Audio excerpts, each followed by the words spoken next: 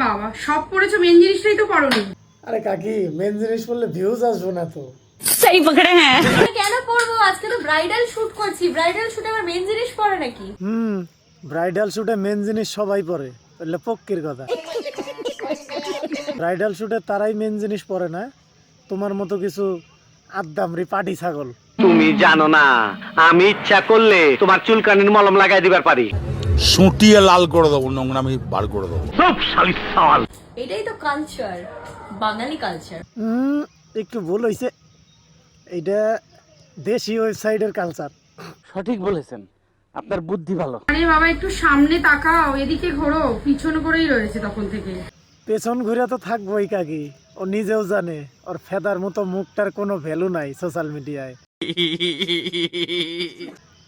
ওর পিছন ঘুরেই ভিউ আসে, পিছন দেখায়। শিল মাইরা দেবো। বিয়ের আগেই তুই এই শাখা পলা এগুলো করে বসে আছিস? না না কাকি, ঠিকই করছে। ওর ওই ফেদার মতো মুখ, ফেদার মতো চেহারা, কালা পুটকি। বলেন কি?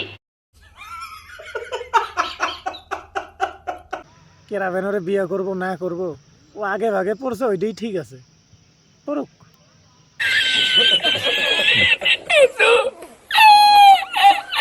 কালকে সেজেছিলাম ইন্ডিয়ান বারবি আর আজকে সেজেছি ওয়েস্টার্ন বারবি।